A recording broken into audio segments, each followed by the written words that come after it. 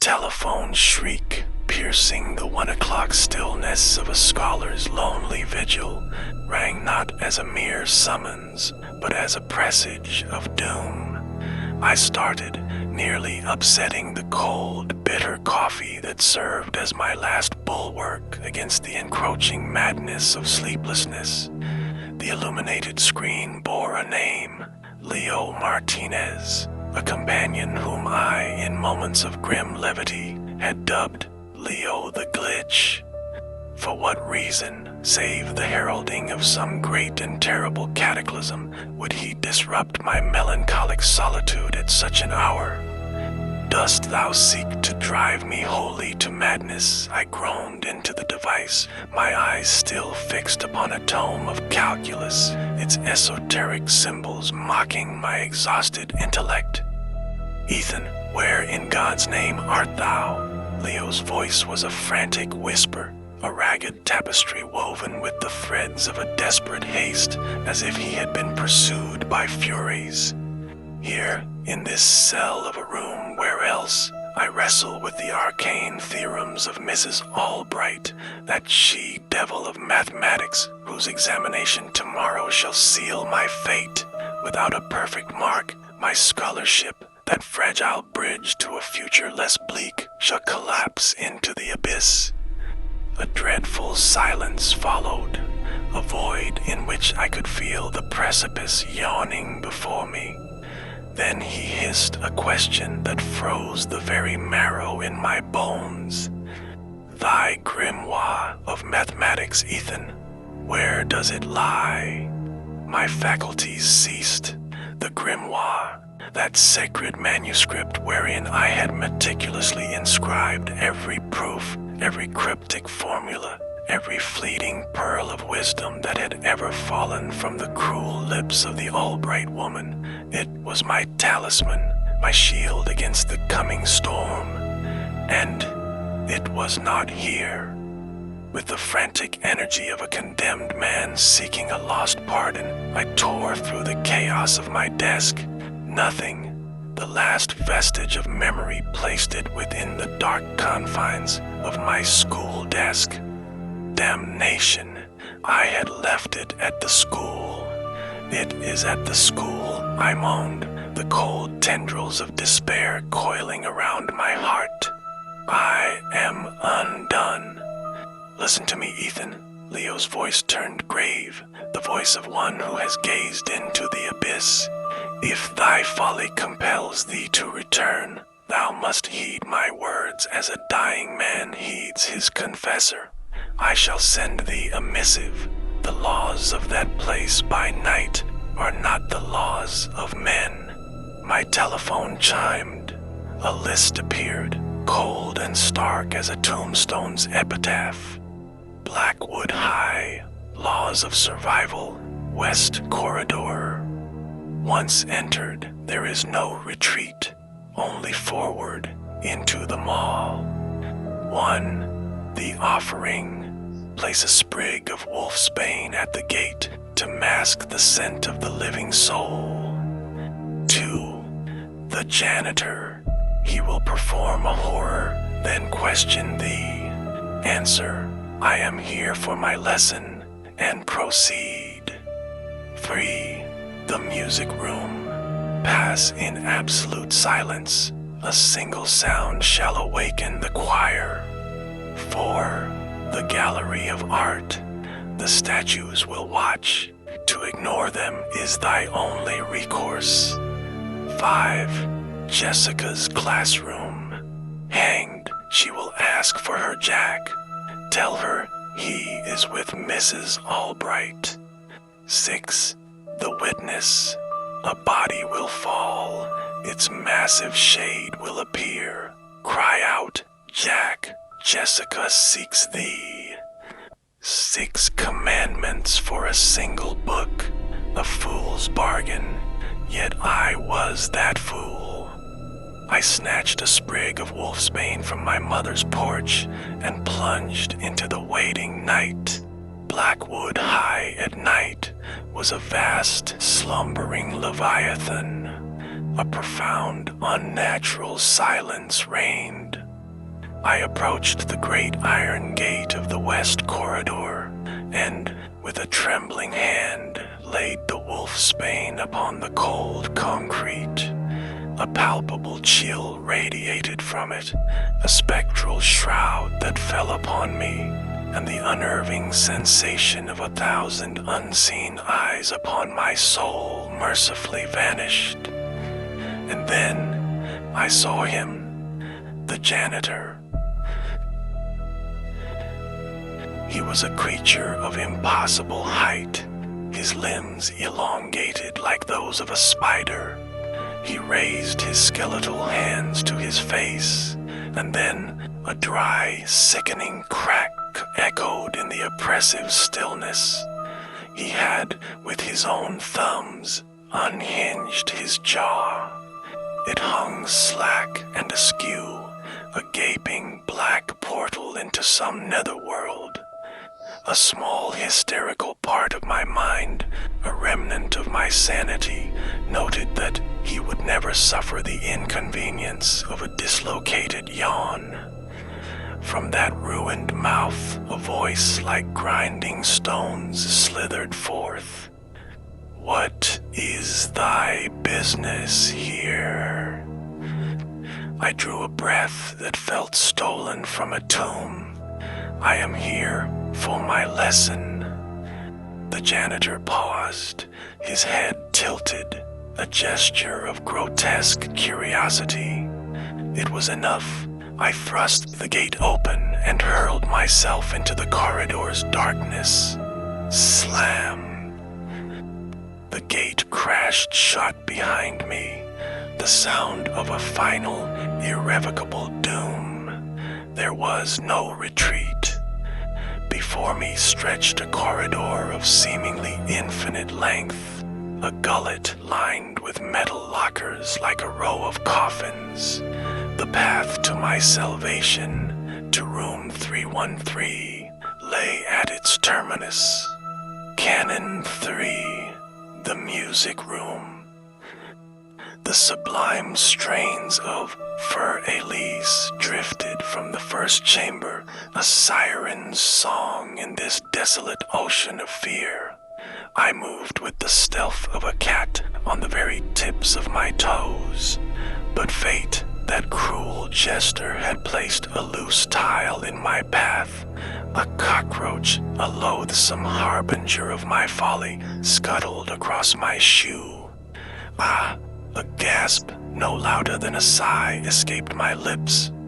The music ceased, a dreadful, pregnant silence, and then, boom, a chord of profound, abyssal bass erupted from the piano, a sound of pure elemental rage. It was followed by the sharp, violent twang of a snapping violin string. Then the choir began, a chorus not of song, but of lamentation, the weeping of lost children, the shrieks of tormented women, the guttural groans of damned men, all woven into a hideous symphony of despair. "Join us, the performance has just begun." My reason screamed for retreat, but Leo's decree echoed in the hollows of my soul. Only forward. I fell to my hands and knees, crawling through the cacophony, my tears mingling with the cold dust of the floor, a wretched pilgrim on this unholy progress. Rising, I faced the art room. The statues will watch. To ignore them is thy only recourse. Simple enough, I thought, a fool's bravado.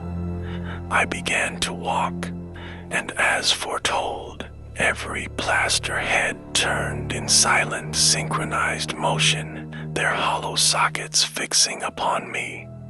I averted my gaze, my heart a frantic drum. I passed the length of the room, their stony vigilance a physical weight upon my spirit. I had almost cleared the door when a soft click sounded behind me. The door I had just passed creaked open. This was not in the scripture. I turned, my blood turning to ice. Standing in the threshold was one of the busts, the tormented bearded man. But it was a bust no longer. A full body of grotesque misshapen plaster had grown from its base. It stood a silent, pallid golem, its head cocked, and it looked at me. It took one step from the room, the scraping of plaster on linoleum, a sound of pure dread. It was coming for me. There was no rule for this. My mind, a maelstrom of terror, could find no purchase.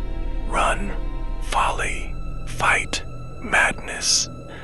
Then an instinct, born of sheer desperation, took hold. I would deny it my fear. I turned my back on the approaching horror. I simply walked on. I could hear its footsteps, a dry, grating shuffle drawing nearer. A cold, heavy hand, a hand of stone and death, came to rest upon my shoulder. I closed my eyes, resigned to my annihilation. But the final blow never came. The hand rested for a single, eternal moment, then withdrew. The shuffling steps receded. The door groaned shut. I opened my eyes, gasping. I had survived. Perhaps, I thought, with a dawning, terrifying clarity, the unspoken rule of this place was indifference. Our attention, our fear, is the very nourishment upon which these phantoms feast. I staggered on, my sanity frayed.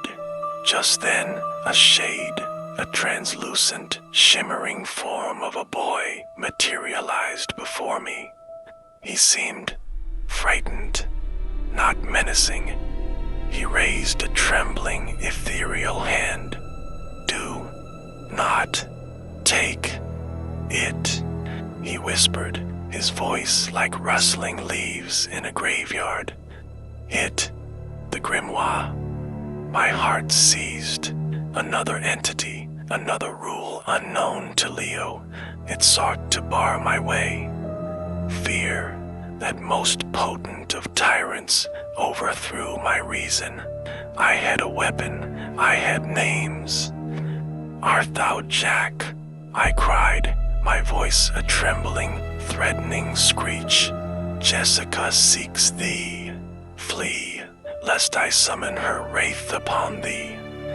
The translucent shade recoiled. The look of fear on its spectral face dissolved, replaced with a profound, heart-rending sorrow. And then that sorrow hardened into a cold, empty vacancy. He did not flee in terror as I had hoped.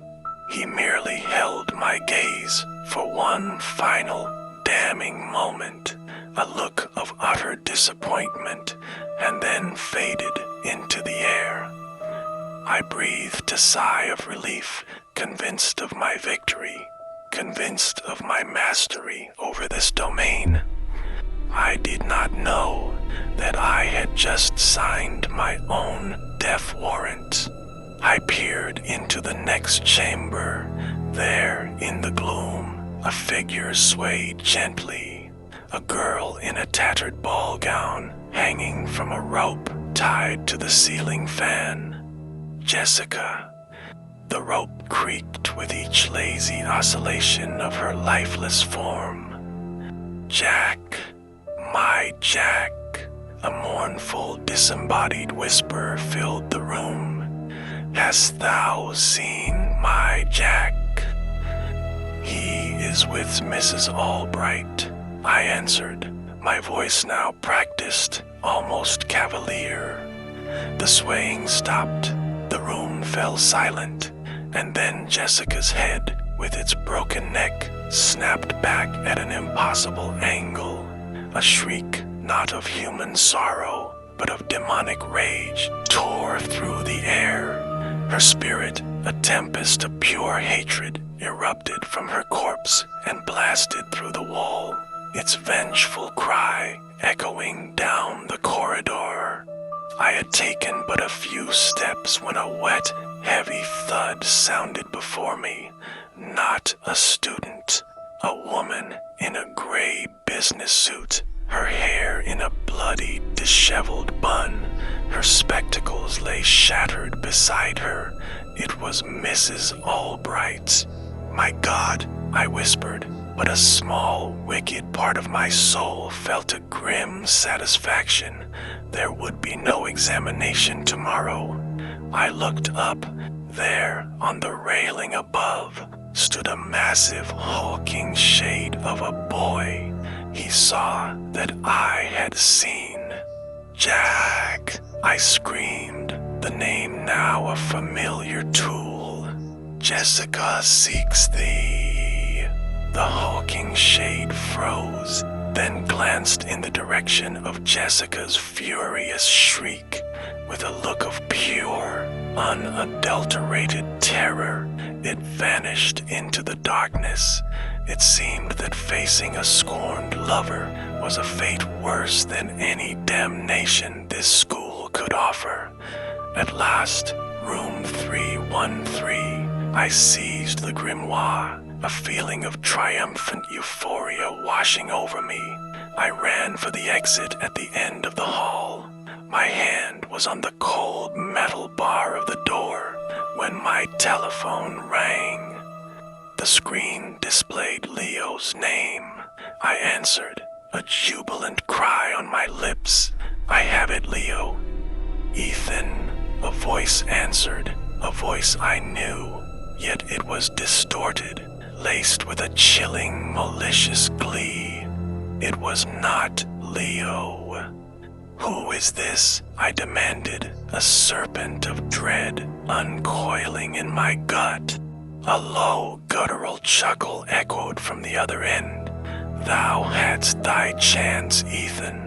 I tried to warn thee, but thou didst choose to threaten me with mine own tragedy." The blood left my face. That voice, it was Jack. "How?" I stammered. "Oh, thy friend Leo is quite safe at home, blissfully unaware that his number now serves a higher purpose. But thou shouldst know, Ethan, there is a final canon, the 7th. Leo was not permitted to speak it, as I was not, but thou silenced me, and now thou hast broken it." "What rule?" I screamed. "Never take anything from the school," Jack declared, his voice ringing with triumphant damnation. "And thou, my friend, art holding a one-way ticket to permanent residency. Congratulations." I looked down at the grimoire. I tried to cast it from me, but it was fused to my hand, warm and pulsing like a living heart. "Why?" I howled into the phone. "Because thou didst refuse the warning. Thou didst choose ignorance over truth, and now thou shalt reap thy reward. Welcome to the club." I felt a score of cold, spectral hands seize me. The choir, the statue, the shades, and the janitor. They swarmed me, their collective rage of physical force. They rent me limb from limb. The pain was an apocalyptic symphony. My last earthly sensation was the sight of my own head, torn from its moorings, soaring through a window to the cold ground below. And then, a vast, eternal silence. From that night, a new canon was written into the lore of Blackwood High. Canon 8, the Proctor. If thou art mad enough or foolish enough to trespass in the school after midnight, thou mayest see a boy standing near the great gate of the west corridor. He will be clutching a mathematics grimoire to his chest, his face a mask of anxiety and despair. He will look so very real, so very human. But be not deceived. Approach him. He will not harm thee. Speak to him one sentence, and one sentence only. Speak it slowly and with clarity. There are 7 canons to this place. He will look at thee, and for a fleeting moment, a flicker of lucid recognition will light his vacant eyes. He will nod his head once, a slow, solemn gesture of silent gratitude. Having delivered thy warning, thou shalt be granted safe passage for that night. The school, for a time, will be sated. But if thou shouldst ignore him and attempt to pass, the boy will lift his head, and thou wilt see that upon his shoulders rests not a head, but only the raw, bloody stump of a neck. And he and all the others will not let thee through.